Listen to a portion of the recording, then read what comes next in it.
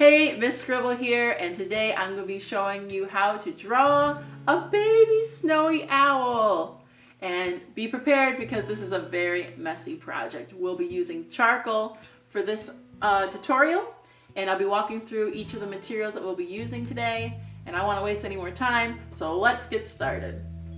Okay, I'm going to first show you what materials I'm using for this drawing. Right here I have is just plain white construction paper, but you can use drawing paper or even computer paper. It may not be the best, but it will still get the job done.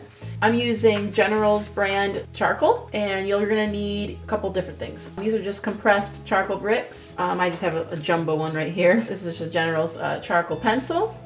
You're going to need a kneadable eraser. You're also going to need some fine, soft vine charcoal sticks. You might be able to get away with just using charcoal bricks, but this is really nice for what we're going to be doing for the first step. Also, side tip, if you have a little container, something like this is just the mini M&Ms because I'm addicted to chocolate. You can put all your little soft vine charcoal sticks, or when they get too short, they have some place to actually hold them so that way they don't get wasteful. You're also going to need something to blend with, so we'll be using either a cotton swab or you can use a folded paper towel. You will need this for this project, but you can also get creative and figure out other things that you can use to blend, like a makeup applicator or a cotton ball. Anything you can find, even just a folded up piece of paper will do the job. You also might need an X-Acto blade. Now, if you're having trouble or you're not in high school or older, then you might need to ask an adult for help. But we're going to be using this to sharpen our pencils. You can also use a pencil sharpener that comes with these pencils to sharpen your pencil, but it doesn't always do the best job. And you're also going to need an eraser, either an eraser from a pencil or just eraser on its own. So that's all our materials. And then lastly, you're going to need a reference photo of some kind. So this is my reference photo. It's the owl drawing that I showed you in the beginning, and this is what I'll be showing you how to draw the owl's eyes. Okay, so first what we're going to be doing is adding a midtone to our paper. Midtone is the middle ground for all the values we're going to be using. And to do that, we're going to need one of our soft vinyl sticks and a material I forgot to show you, which is a piece of sandpaper. You can buy these at the craft store or just use sandpaper that you have from the hardware store. It's very fine grit. You don't need it to be super gritty. And all you're going to do is you're going to take your charcoal and you're just going to let it snow all over your paper. Yes, I'm in a snowy, wintry mood. I like the winter. And this just reminds me of fallen snow, but it's like ashy black snow. But you're going to be generous around moving around the paper, and this is how we're going to add the midtone. I love the speckly look. This looks so cute and pretty. Nice fabric. Okay, you can always add more, and I just give it a couple taps on the paper. And then we're going to take our paper towel and we're just going to fold it up, and then you're just going to do little circles around the paper and try to cover all corners and sides of the paper. We're going to be adding values, but we're also going to be taking away values with our eraser. Now, if you're wondering what I mean by value is just how dark or light a color is. And in this case, we're just using black or gray, and that's our value. And we're going to use light values of black and dark values of black to create our drawing. So this might work out the way it looks now, but I'm going to add a little more charcoal.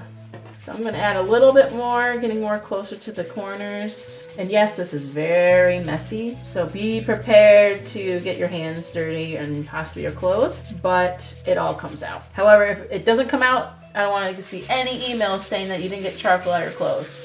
You're an artist now, so your clothes are going to be stained. Okay, so now that we have our midtone, we can start putting the foundation for our drawing on the paper. It's okay if you get little fingerprints on it. You can always rub those out later. So now what we're going to be doing is we're going to need our charcoal pencil, and we're going to be drawing just a very light drawing on our paper to kind of give us an idea where things are going to be when we draw our owl. And I'm holding my pencil back here because I want to make sure I have a nice light touch. If I draw too dark, I won't be able to erase it very well. So what you're going to do is we're going to take a look at our reference picture and pretend that this image is our paper. So we're going to be using what's called proportion to figure out how large we need to draw all the features onto our paper. So let's start with the outline of his head. So if this is the corner of my paper, I'm going to guess, or not really guess, but estimate how far should I draw that first line for the top of his head and around to the other side of his head. So looking at my picture and my paper, I believe that it looks like to be about right there. So I'm just lightly drawing in that arch or outline of his head. If I feel like it's not correct, charcoal is really forgiving, where I can just take my paper towel and just rub away the line I made. And it's not going to go away completely, but enough where I can redraw it. And we're going to be drawing over that anyway. So if I think I want to make it a little bit lower, I can do that. And then I think it cuts about right there. And I don't see anything in the bottom for outline of a body, so we're going to stop there. Next I want to draw that's going to be easy to find is his beak.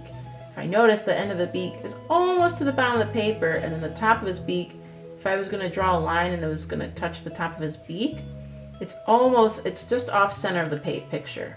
So I'm not going to draw it dead center in the middle. I'm going to draw it just a little bit lower. So this is the center of my paper. I'm going to start maybe about right there. And then I'm going to make sure it doesn't go any further than right there. I'm going to draw the best of my abilities, the shape of the beak, drawing it nice and light. It's almost like a little triangle shape. And then for his eyes, again, his eyes are not in the center of the paper. They're just I'm going to estimate how far the distance from his beak to his eye is. And it looks like it's, I'm not going to draw it super large. So I'm going to draw it, just about this size. And I like to do what's called like hover over the paper and drawing a pretend circle, and then I just go for it like that. And I kind of like that distance, or I can always just scoot it up just a little bit and then just use my Q-tip to kind of blend away my old circle there, because I like that one better. Okay, and then just blend away my old one so I don't get confused. Okay. Now we're going to draw, the last thing I want to add is the mask, this little white feathery mask, that outline, so I know roughly where that's going to go. And just make your best judgment. You only can get better. It's trying to get as super accurate as you can. It doesn't have to be exact. Just use this as a time to just learn and experiment with charcoal, especially if this is your first time. So I guess I'm going to draw the little pupils for his eyes. He already looks cute. Okay, so now we have what some people might call an underdrawing, a guide so we know where we're going to add all our shadows and values. So we're going to start by using our pencil to add in all the dark values. So all the dark values include his pupils, his beak, and there's some dark shadows in his feathers. And you can decide however dark you want to add them. So I'm going to start with his beak. And I'm going to be using what's called hatching or cross hatching to shade in his beak. So I'm just drawing line after line after line to give it a nice even tone. And notice that there is a little highlight there, so I'm just going to stop there. I went a little too far, but that's okay. Okay, and now I'm going to sharpen my pencil a little bit so I can show you how to do that. So you're just going to take your X-Acto blade and hold on an angle.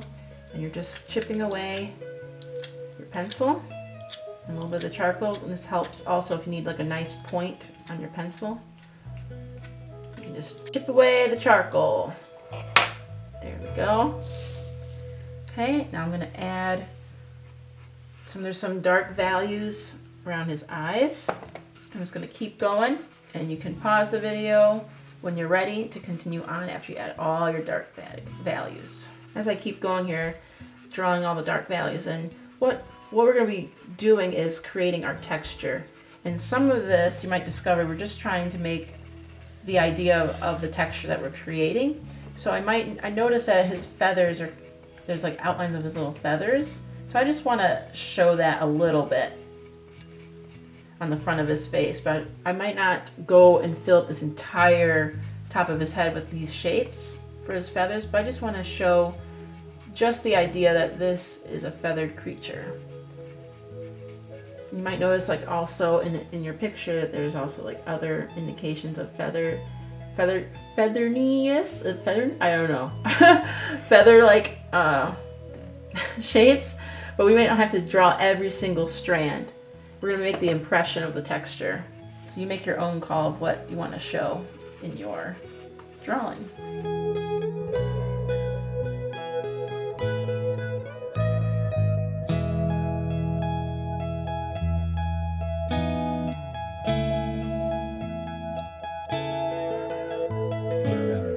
Okay, so I added most of the dark values for now. You can always add more, and we can always take away the dark values if they get too dark in certain areas.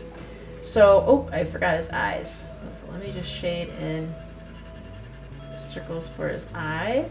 And there's a little bit of shadow for the eyeball, where the lid of his eye is hovering over to create a shadow.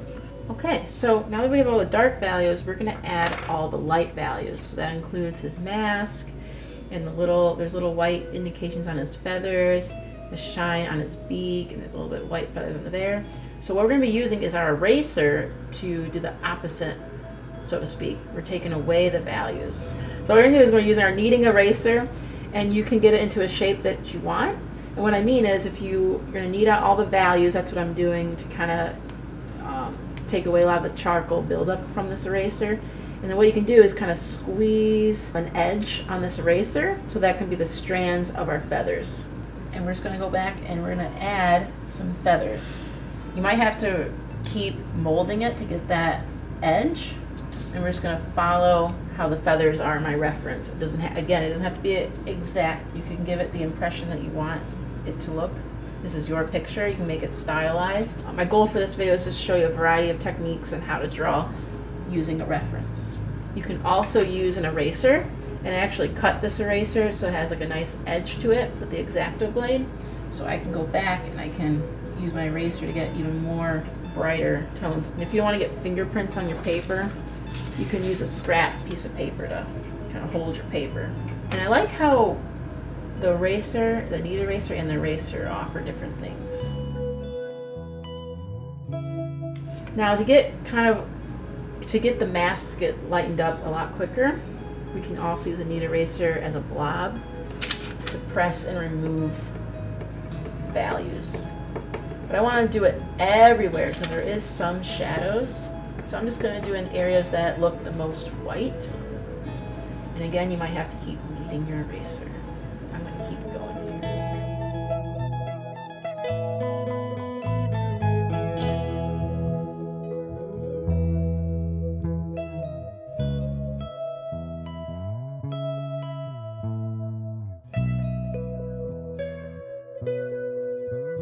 Okay, so I kind of went back and added, went and looked for the most brightest parts that I needed to remove the value. I can even take an eraser and really erase it, but I kind of like it kind of dark. That's up to you. I'm also going to go back in the eyes later. So I'm going to keep going with an eraser here and add some more of those feathery texture the owl has. And don't be afraid to go off your paper. It looks more believable that way, instead of trying to keep it all confined inside the page. This is when you start making your own choices on how you want things to look for yourself as an artist. And it's just up to you to figure out, you know, what do I want it to look like in the end? Do I want it to look abstract? Do I want it to look super hyper realistic? Do I want to look like cartoony? Do I want it to be stylized? It's all up to you. As Bob Ross always said, you're going to be making some big decisions in your pictures.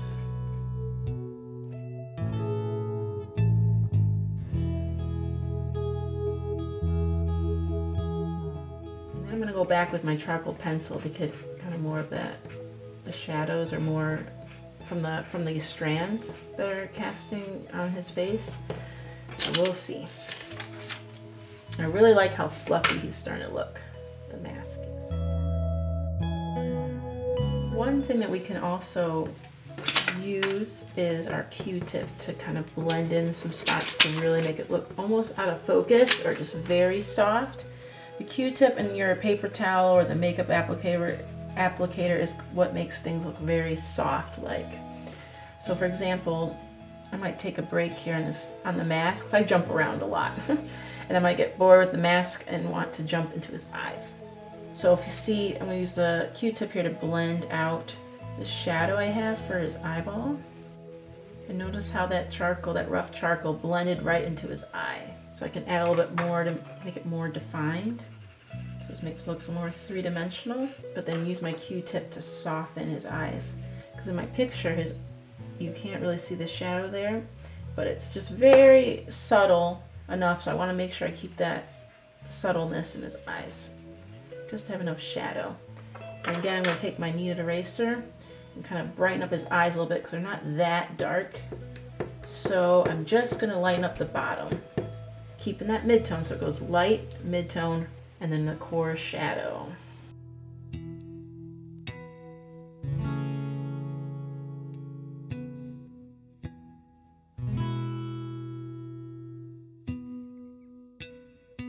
I can also use my Q-tip to kind of blend his eyes together a little bit more, but then be careful because sometimes it takes away the charcoal. So now I'm gonna go back to the mask here and add some more of these darker feather strands. You can add as many as you think you need, again, because you don't have to follow the picture to a T to, make it exact. You can make it however you want. I just want to make sure that I have some of those shadowy feathers, or those very fine looking feathers that are super little. And if they seem too dark, just take your cotton swab and just soften them up. Cotton swab or the makeup applicator will help you soften up those lines. I'm kind of going back and outlining some of these strands to add that kind of shadow or depth, especially the ones that are overlapped here. And all you have to do is practice. If it doesn't seem like it's turning out the way you thought it would, just start over. It's not a big deal. You can only get better, you can't get worse. It's like riding a bike. Someone illustrated it to me. It's like riding a bike. The more you get on the bike, the more you practice, the better you're gonna get. You can't get worse. So I might go back and just taking my cotton swab. See how those are just softening out? I'm just going over it very lightly, not much pressure, just to kind of soften them up a little bit, so not so harsh looking. I love how charcoal looks. It always turns out so nice. You can make charcoal look rough, or you can make it look soft. It's very versatile art supply. Or medium. That's the word I'm looking for, medium. Okay, I'm going to take a break from doing his mask here. I could go on forever on this. I could probably spend hours doing this, but I'm just doing a quick tutorial for you. Alright, so let's talk about his beak for a minute. I'm going to do the beak, and then I'm going to show you how to do the rest of his head. I'm going to add that white little belly around under his mouth there first, and then we'll move on to the beak here. Alright, so now I added a little bit of the white feathers underneath his beak with the kneaded eraser and the other pencil eraser. Now I'm going to go back and add this highlight. So at first I want to kind of blend with my cotton swab because I feel like owl's beaks, according to my reference, look smooth. So I'm just kind of softening it up just a little bit. Except I'm going to go back and kind of cross hatch again, just behind this point where I don't know what the parts of the beak are called, but the top of his beak where is overlapping this bottom part of his beak. So now I'm going to take my kneaded eraser and I'm going to kind of make that edge again. And I'm just going to remove that section either by tapping or just kind of rubbing the paper to kind of get that highlight back for the top of his beak. There we go. And that's all I'm going to do for that. I might go back and add some more feathers kind of crossing over across his beak there, like so. And then I can also use my cute cotton swab to add a little shadow to indicate like his beak is, attached to his face. Just enough there. So now I'm going to show you how to apply the texture for the top of his head and around the mask, so to speak. So I notice there's like these little individual feathers, but I'm not going to draw every individual feather. I just want enough information to show that there is, in fact, those little feathers. So I'm just going back with my pencil to outline some of those. And all I'm doing is I just drew like really quick little rectangles, and I'm just adding shadows in between them. And then what I'm going to do is go back and just add little white highlights on top. So I'm just going back and using my pencil to outline those rectangles. Notice I'm not going all over the place. I just want it to be a few dark values there. Then I'm going to take my pencil, and on top of those little rectangles I'm just going to erase bits and pieces. And I want it to look random because not everything in nature, especially fur, is all uniformed, all in line. So I'm just kind of giving, or even feathers, that impression that there's little white feathers. So now to kind of get a little bit more detailed, I'm going to take my pencil and just kind of draw a little jagged line underneath those highlights. Because I notice they're kind of like very frail, like fringy, I guess is the right word for it. Kind of give that impression that there's these little feathers. So in my example, I'm not trying to go super hyper realistic. I'm just trying to give the impression that this is kind of real, kind of stylized in my own way. If you want to draw all those individual feathers, you are more than welcome to. But notice in my picture that there's some darker values there, but this is pretty light there. And now, since I want it to be kind of really soft, I'm going to blend that out with a cotton swab. Almost like it's an out of focused look. I want his focus to be his eyes for my picture. Alright, so now I'm going to go back in these corners and I'm going to erase using my kneaded eraser so I can make the outline of his head stand out.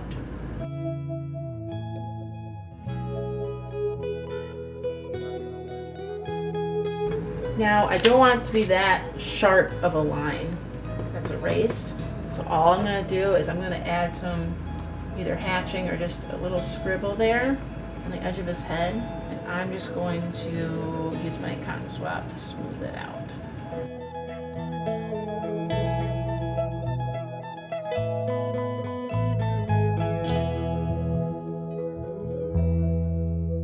So now at this point, it's up to you whatever details you want to add, however you want it to look.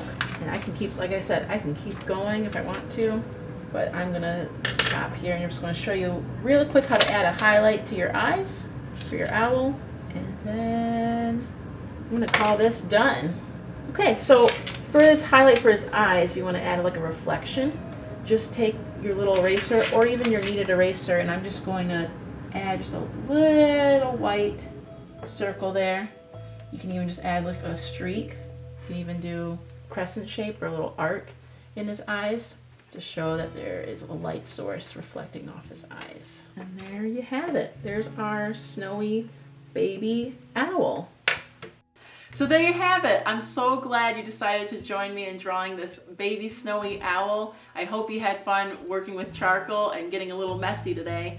I can't wait to see your drawings of owls or any drawings that you decide to show me. I would love to see them. Be sure to follow me on Instagram at Miss Scribbles Art Class and tag me in those drawings, or feel free to email me.